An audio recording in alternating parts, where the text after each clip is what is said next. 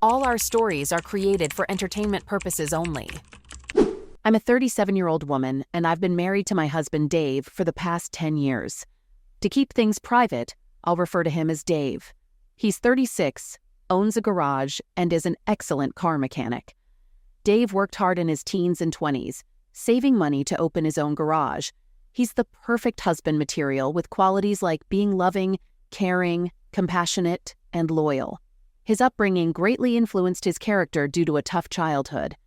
Dave's father was a drinks lover and troubled man who used to come home drunk and damage Dave's mom, even with them around.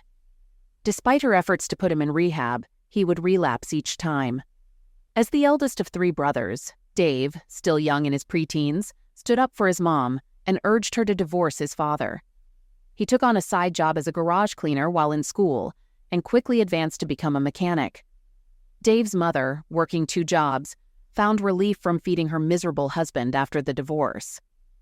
Although Dave didn't attend college, he was street smart, witty, and a quick learner. I always admired these qualities about him. He ensured his younger brothers went to college and worked hard to build a house before our marriage. Despite moving in with me, he regularly checked on his mother and brothers. His brothers, now married and working in corporate jobs, deeply respect and admire Dave for his sacrifices. Dave's mother is a gentlewoman who treats me like her own daughter, often bringing freshly baked homemade cookies during visits. Dave's love for his family made me fall even more in love with him. Unlike Dave, I grew up in a stable family with both parents being high school teachers, providing a safe environment. Though not wealthy, my parents ensured we led a decent life. Dave used to work at a garage 2 blocks from my house, making us familiar faces in our small town where everyone knew each other. I completed my college degree in mass communication and took a job at a local news channel. Raised to be an independent woman, I never perceived any social differences between Dave and me. I loved him for the person he was, and our relationship began after I bought my first car at 23. My parents emphasized self-sufficiency, and I often visited the garage where Dave worked. We became friends and eventually started dating. My parents had no issues with Dave and were proud of his ability to improve his family's situation. Early in our relationship, I made it clear to Dave that I didn't want children, initially upsetting him as he envisioned being a father. Eventually, he agreed to be a childless couple, but he expressed a desire for a cat. After we got married, we welcomed 2 adorable cats into our home. Our marriage was wonderful and everything was going smoothly. Perhaps that's why I found myself a bit distracted. At home, I had no worries because of Dave. Well, he's Dave, someone I can always count on.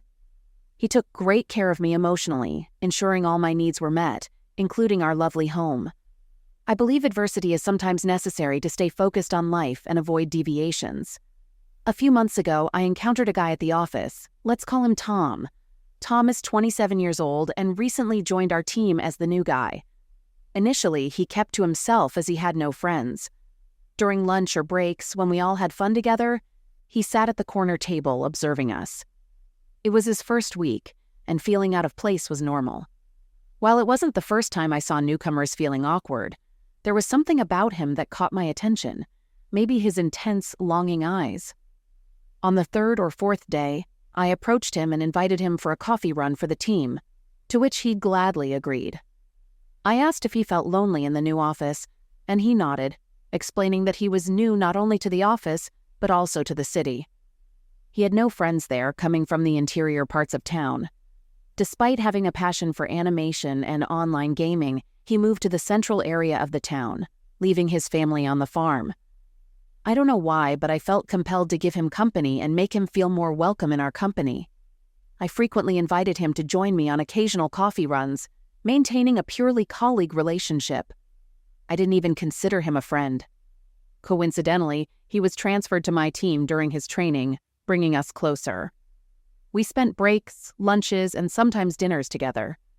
I noticed he was often on his phone, mentioning his online project or community, but I didn't inquire further, thinking it was a geeky thing.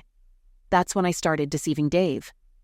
Dave wanted us to share at least 1 meal a day, but with Tom in the picture, I lied about having dinner with clients, to avoid telling Dave that I was staying late at work to eat with my junior colleague. At times, I felt guilty because I enjoyed dining with Tom, but I reassured myself that it wasn't cheating since nothing physical was involved. There were moments when I considered cutting off ties with Tom, but Dave was always occupied or taking care of things. Tom was easygoing and charming, making work more relaxed, and most importantly, he admired me. Honestly, I loved the attention. I began dressing up better for work, wearing red, skinny, and revealing outfits. I noticed a hint of admiration and a playful power dynamic. Having been married to Dave for 10 years and dated him for about 3 years, it had been a long time since I received male attention. It just felt good. I loved the way Tom complimented my clothes and accessories. At this point, I developed a little innocent work crush on Tom. He shared that he's a social media influencer with over 190,000 followers, but requested me to keep it quiet, as he didn't want it to interfere with his job. Apparently, he streams on Twitch with an average viewership of over 20,000.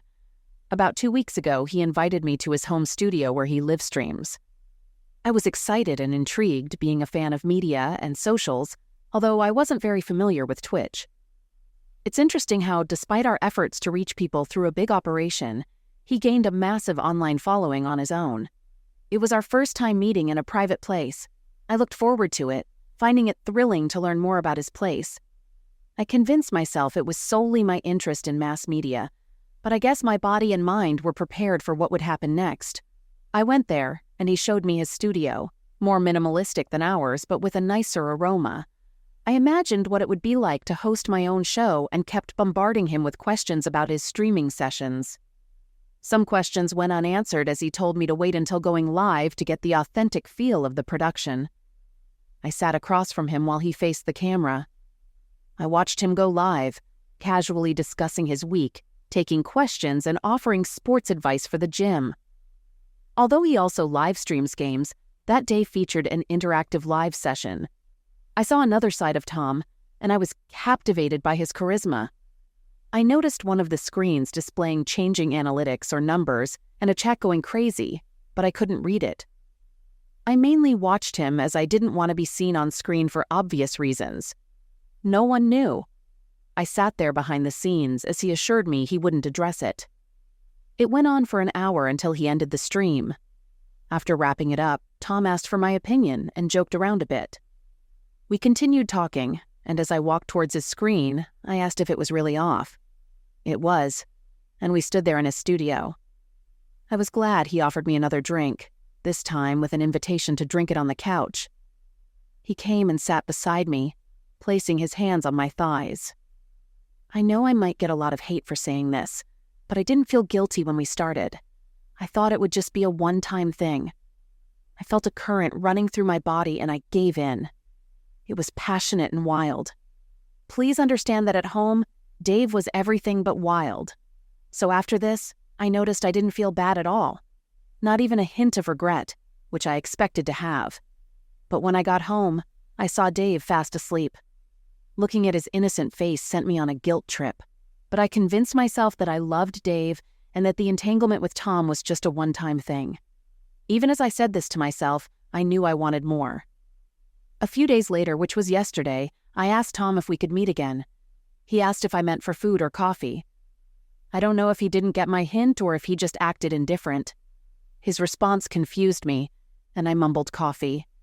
I went back to my workstation, confused. I realized Tom was behaving differently after that night. Something I hadn't noticed until then. I went to his apartment on a Friday evening, and we didn't meet or speak on weekends. On the following Monday and Tuesday, I had a busy schedule, so I didn't speak to him. From Wednesday onward, Tom was on leave and came back only yesterday, which was Thursday. We don't communicate on any social media platform. It is only face-to-face exchanges between us. I spent the entire day overthinking the reason for his indifference towards me. I decided not to ask him out again and wait for him to make the move. I saw him burying his head into work. Later in the evening, he texted me on my work phone's WhatsApp, saying he was busy and couldn't go out for coffee. By then, I had already forgotten that I had asked him for coffee. I texted him back saying, I understand. But the thing is, I really don't understand what he was up to. Did he want it to be just a one-time thing, or was he too guilty to continue further? Or was I not good enough for him? I don't know. Also, my bigger concern is whether he would blackmail me or do anything else to break my marriage. I don't know. I'm having spells of guilt as well. That I cheated on my loving husband, all for this man who is ignoring me after spending only one passionate evening with me. It is choking me from the inside. This is something so private that I can't even discuss it with anyone. Please refrain from commenting negatively about me. I know I did a bad thing here. Just please. Update. My life has completely changed. I don't know how I'm coping with this or how I'll continue to do so.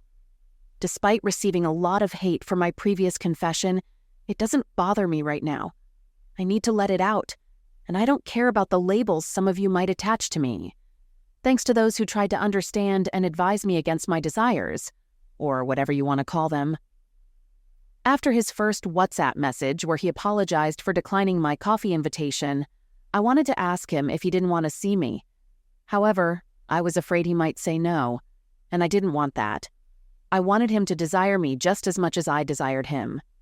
After pondering, I straightforwardly asked him why he was ignoring me. He claimed he wasn't. He was just busy at work. I then asked if I wasn't good enough on that day, to which he insisted I was beyond imaginable. He explained that his cousin was with him and staying for a while, so he couldn't take me to his apartment. I promptly suggested he meet me at my place. Yes, I admit I was only thinking about my own desires. I just wanted to understand him. So I took the plunge. He sensed my desperation and fueled it. He responded by asking me to write down in detail what I wanted from him for our next meeting. And I did. I detailed every desire of mine, not just once but several times before we met again. Our WhatsApp conversation began on the weekend, and I invited him to my place on Thursday, which I'll call D-Day. That day, Dave left for his garage at his usual time. I didn't inform him I would stay home, and I called in sick at work. Tom informed the manager that he would be working from home. He arrived in the afternoon, a Thursday afternoon when people were too busy to notice anyone coming to my house. Moreover, we lived in a neighborhood where most residents were likely at work. As soon as Tom entered the house, I surrendered myself. I don't know why, but I felt it was going to be our last time, so I just wanted to have as much as possible. After 2 hours, Tom suggested leaving, but I asked him to stay a bit longer. I knew it was riskier, especially with the evening setting in and the chance Dave might return home. However, my mind was fixated on our moment together, and the likelihood of Dave walking in seemed too small. Around 5-ish p.m., Tom left. I realized I had locked the cats in a small room because Tom didn't like them. They were still scratching at the door, wanting to be free, as they didn't have access to their litter box and food. When I released them, I went into full overdrive to get myself ready. I sprayed the house with my perfume, showered, and cleaned up. Dave usually came home by 7 p.m., so I waited. Then it became 9 p.m., and he wasn't there. I called him, but he didn't answer. I texted him about having dinner together and if he was going to make it, but I was left unread after multiple calls. He did text me back, saying he was busy and would come by 10. As I roamed around my living room, I saw my wedding pictures, photos of our honeymoon, and some of the happiest moments I shared with Dave. I don't know if it was guilt or not. I wanted to keep Dave happy.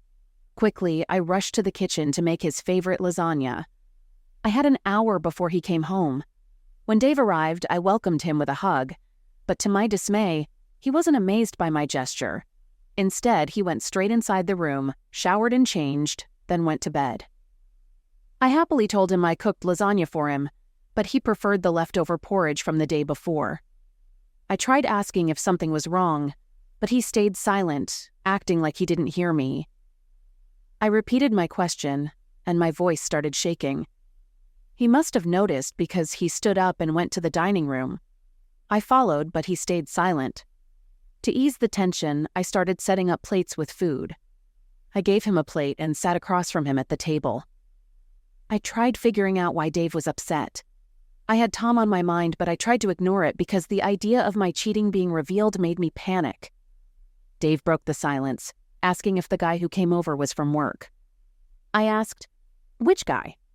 Dave sighed and said, The one you locked up the cats for." Before I could say more, he revealed he saw everything on the cat feeding machine camera, me giggling with my lover and asking him to stay longer. Unfortunately, the recording stopped before I saw it, but Dave had a written version of the messages I sent to Tom where I spilled everything. I felt humiliated. I knew I messed up, but I had to control the damage.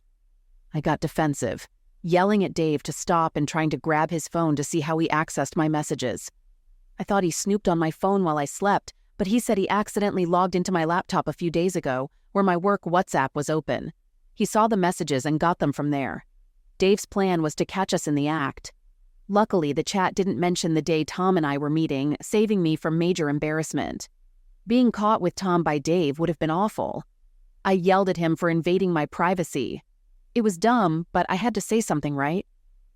I told him it wasn't a big deal, just a one-time thing. I knew my WhatsApp chat with Tom only started a few days before our second meeting. We talked about our plans for next time, but the chat had no proof that we'd done anything before, so I begged him, saying it was just a one-time physical thing and I wouldn't do it again. My pleas fell on deaf ears. Dave wasn't even listening. He had buried his head in his phone. In a fit of anger, I grabbed his phone and begged him to listen. I saw he was chatting with someone using a formal name, a lawyer. I broke down, begging him to stop and give me a chance to explain. I held his knees, crying, asking for one last chance, but he didn't budge. He didn't respond to my pleas.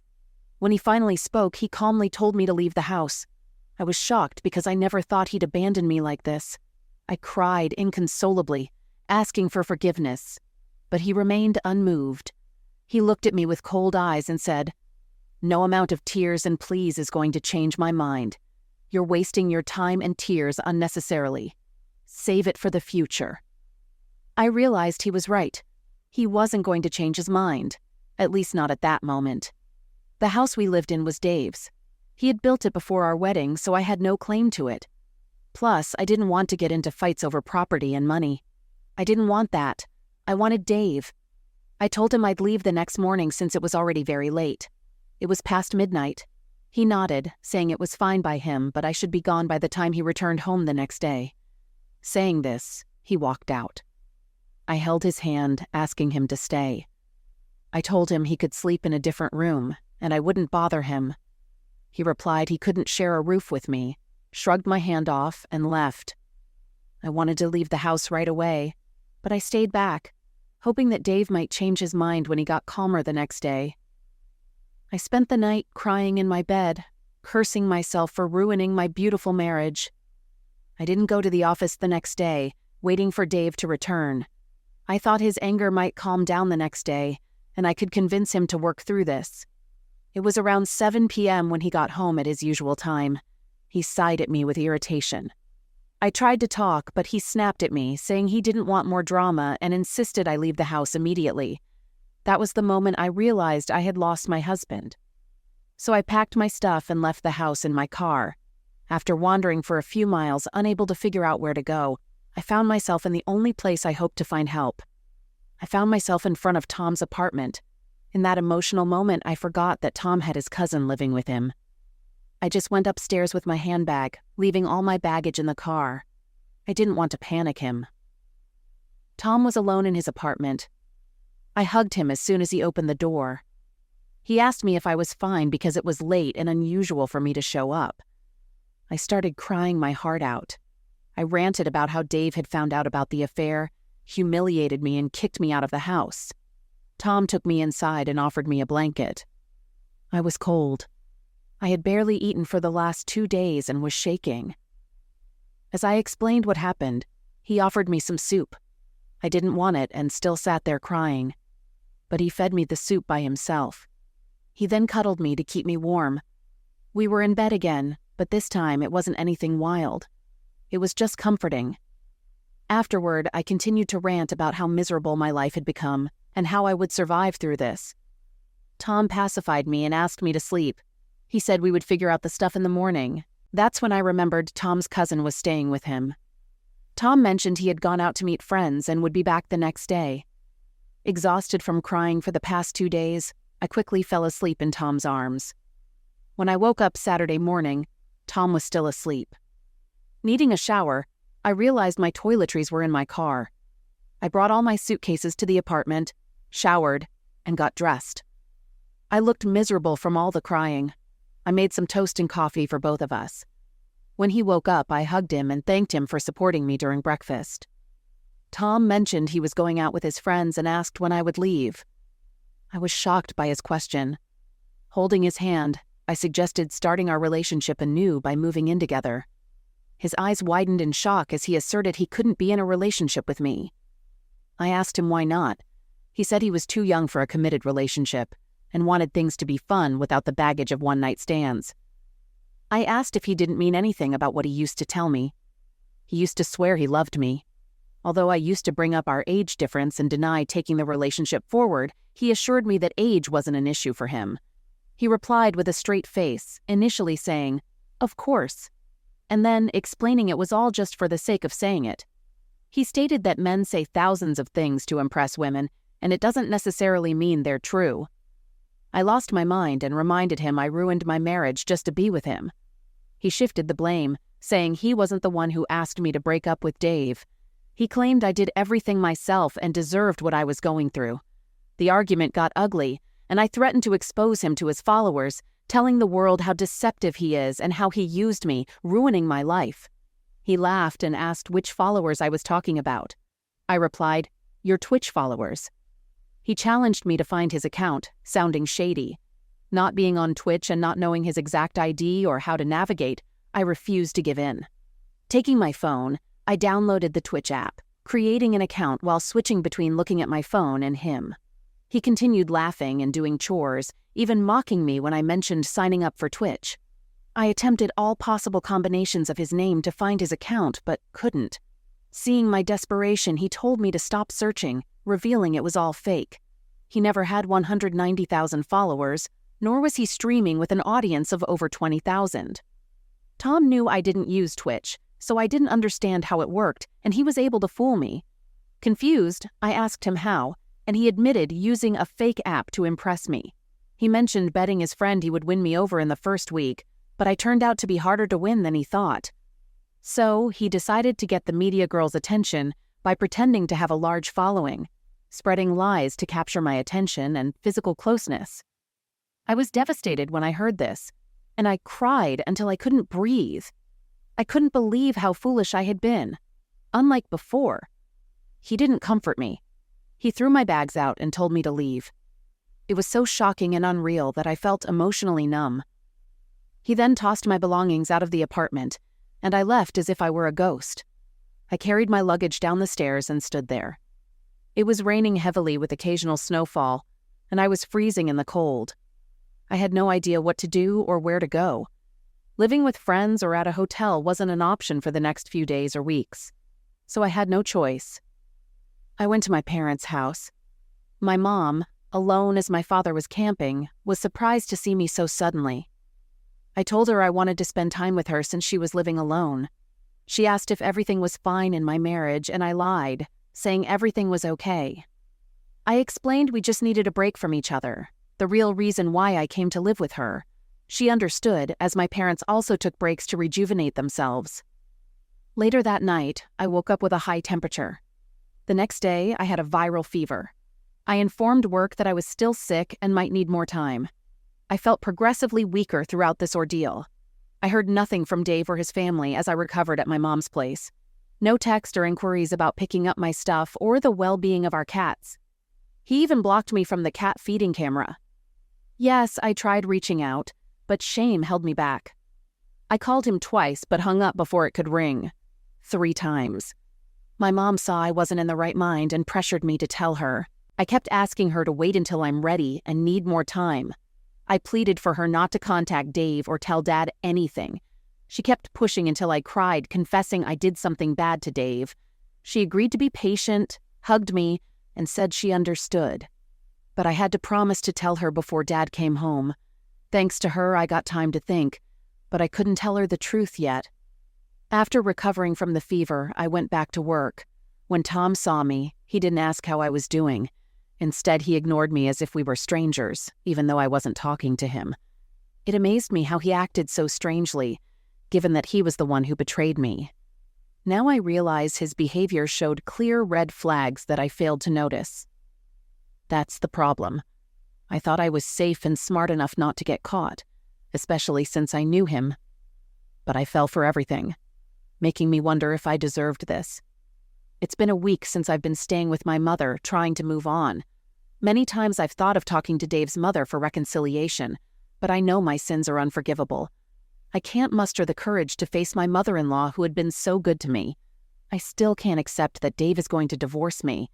I know it's just a matter of a few days or weeks before Dave sends me the divorce papers. I still need to figure out many things, like how to break this news to my parents and how to fix my life with Dave. Maybe I can meet up with Dave if I ask to see our cats. I feel like no one can get me out of this. Update. Things couldn't have been worse for me. It was almost 4 weeks after my world turned upside down when I headed to my job at the studio. As usual, my manager summoned me to his office. I entered, and he presented a package he had received. Inside were proofs that Tom and I were having an affair chat conversations, and the video footage Dave mentioned, captured by our cat feeding machine camera. I knew Dave sent this evidence to my office, fully aware of our company's strict policy against workplace relationships. Overwhelmed, I broke down in front of my manager, pleading for a chance. He informed me that Tom had already been fired without a chance to explain. I learned I had been demoted from my position, from being the face of a weekend afternoon show segment to a desk job doing research for other anchors. Despite my pleas to stay in my position, my manager explained he had already advocated for me in front of senior management to save my job. According to company policy, I should have been fired with Tom, but due to my tenure and good performance, I managed to keep my job. It was the most humiliating moment of my life. Within days, this news would become the hottest gossip in the studio and the office. People used to playfully roll their eyes when they saw Tom and me during lunch, asking others what they wanted for coffee. Now, with his firing and my demotion, it wouldn't be hard for them to connect the dots. As expected, news of my demotion spread quickly in the office, and my workstation was moved to a back desk. I wanted to quit on the spot. If I were in a city, I would have done so instantly. However, being in a town with limited job opportunities, I stayed, not as suburban yet, lacking the job opportunities that cities like New York, California, or Los Angeles offer for my field. Adding to my challenges, I had no husband to support me, and Dave actively tried to make me jobless, leaving me with no hope of alimony. For the first time, I regretted not having children. A child with Dave might have kept communication open between us, possibly giving me another chance or preventing the affair altogether. Up to that point, I hadn't told my mother. When I returned to work, she pressed for an explanation, but I was waiting for the right time to tell her. Reality hit hard one day after work, and I wished I had informed her earlier. Nearly 2 months after everything started to fall apart, as soon as I entered the house, my mother handed me the divorce papers she had been holding on to. I wanted to confess, but fear held me back. She scolded me for not informing her sooner, accusing me of lying. After receiving the divorce papers, she called Dave and asked for an explanation. Dave told her the truth, and despite her attempts to defend me, he shared the evidence with her. By then, I was convinced that even if my mother hadn't asked for it, Dave would have shown her the evidence because he seemed determined to destroy me, of course without disputes, and had no intention of giving me any money, and I agree with that. I don't deserve it, and I don't want his money either. A few days later, my father returned from his camping trip, and my mother filled him in on everything. He was upset and frustrated that I had easily destroyed my 10-year marriage for no good reason. He expressed disappointment, saying he never thought I could do such a thing. He even called Dave before I did, apologizing for all my actions. Although Dave responded politely, I felt like I had embarrassed my parents, putting them in an awkward position. I cried and sincerely apologized to them. My mother comforted me, but I kept begging my father to talk to Dave and persuade him against the divorce. However, my father looked at me sternly, saying that divorce was unavoidable and I needed to prepare myself for it. A few days later, I reluctantly signed the divorce papers, realizing that this chapter had come to an end. The more I delayed it, the more painful it became. I had to move on. My workplace also became unbearable. People stopped talking to me, but they talked about me. When the news of my divorce broke, their speculations fell into place. Although it was all true, it was painful to be the subject of immoral office gossip. People I considered friends distanced themselves and fueled the rumors. After enduring 3 months of this toxic environment, I decided to quit my job. Initially, I spent days and nights on my childhood bed, binge-watching and eating junk, gaining 12 pounds in 2 weeks. Eventually, my mother intervened and took me to therapy because I had lost all interest in life. All I wanted was Dave. I needed him. In a final attempt, my mother met with Dave, pleading with him to meet me once. She shared the miserable state of my life and promised that I would prove my worth if given another chance. Unfortunately, Dave declined her plea, stating that he accepted all conditions except cheating. He recounted how badly he wanted to be a father, but he dropped that dream too, just to be with me.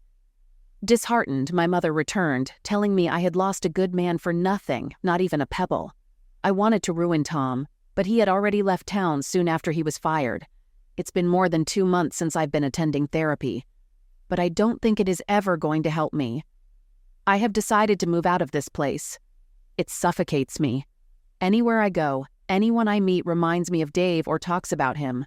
I need to get away from my parental home, as I can't even face my dad without his look of shame when he sees me. The news of my infidelity and divorce has spread to all houses in the neighborhood. I'm getting the cold shoulder and weird looks at every social gathering. I just couldn't move on with my life in an environment like this. Besides, I don't have a job. I have been jobless for more than 3 months now, and I cannot lounge on my parents' money any further. So I have decided to move to the Bay Area. I have a flight tomorrow morning. I wish to leave my past here and start afresh. I know I have screwed up everything, but trust me, I have paid the price more than double. Update. It's been 3 years since I went online, and I never considered updating it again. As I mentioned before, I moved to the Bay Area after my life took a downturn. I struggled to find a job, lived in a rundown apartment with 2 other women, and had to rebuild my life. I lost my hometown, successful career, friends, cats, and family due to one mistake. I sometimes wonder if that mistake warranted such a heavy price. I'm not sure if I mentioned this before, but I never wanted to leave my hometown. Despite people in my town aspiring to settle in a big city, I was always content in my own space. Even during college and when I started my career, my parents suggested moving to a more vibrant city, but I consistently declined. Call me old-fashioned, but that's who I was. While my brother moved to California for college and settled there, life took an unexpected turn, forcing me to start anew in a strange city, and that too in my late 30s. Making friends was challenging, as people my age were done with friendships and immersed in family life. Those seeking new friends didn't connect with me, but gradually, I rebuilt my life, both personally and professionally.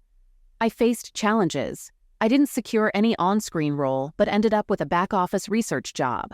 I wasn't aiming for a primetime spot reserved for experienced employees. I was looking for a 15 to 30-minute program on local channels, but that too proved elusive. Most channels rejected me due to my age, favoring younger faces. Additionally, my demotion from the previous job was evident in my relieving letter. Moreover, I worked for a local channel with right-wing politics from a small town, which wasn't considered valuable experience in the Bay Area of San Francisco. In my last company, I believed I was on track for a promotion to the primetime anchor role. I was progressing, but Dave had to expose my one mistake. So now I'm working as an editor behind the scenes, checking people's grammar and sentences. It's better than nothing, though. Last month, I turned 40 and took my first vacation since the divorce. I went on a solo trip to Florida, but even with my best efforts, I couldn't fully enjoy it. It's disheartening to see women my age vacationing with their families. Even during grocery shopping, I envy busy mothers with their kids. Yes, there are single women enjoying themselves, but they chose to be single, and I was forced into it. I never wanted to be single. I've never been single since I started dating at 15. I have 2 cats now and I adore them, but it's not the same. I tried making friends with other single women, but something changed in me. I'm not that social person anymore. I prefer staying alone, even though I know I could be a good wife again. The problem is, whenever I try to befriend someone or start dating, they inquire about my past. I'm still too embarrassed to admit that I cheated on my husband and ruined everything. Initially, I confided in a couple of women I befriended at the local library, but they judged me harshly.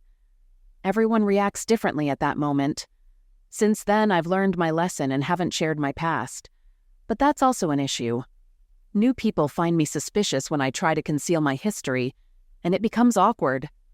Can you understand how miserable that is for me? As if all this wasn't enough, my mother revealed something that brought my mental state back to square one. Last week, I had a call with my mom, and like usual, she urged me to restart my life. She's been the only one supporting me in terms of dating and marriage since my dad practically abandoned me, feeling I brought shame to his society. I haven't visited home since I left, but my mom visits me twice a year. My brother, now a banker in California, has been distant. He has a wife and daughter we've met a few times during the early years of his marriage. My mom is concerned that I'm alone and wants me to marry, so I'm not left on my own. I lack true friends or family for emotional support, so she keeps bringing up the idea of marriage.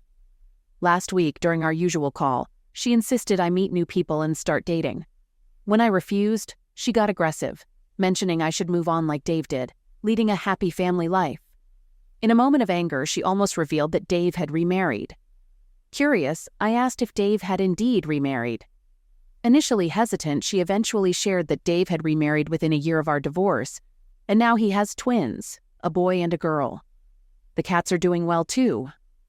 A few weeks ago, the kids turned one, and Dave organized a big birthday celebration in the community hall. I had tears in my eyes. My mom noticed and told me to forget about the past. I want to move on too, but I'm struggling. How do I reconcile that I messed up my perfect life for nothing? It all started with some fun involving a fake Twitch following. I know some might say I deserve it. Maybe I do. But if you're going to offer blunt honesty, at least give me something that helps. Thanks for listening to my story.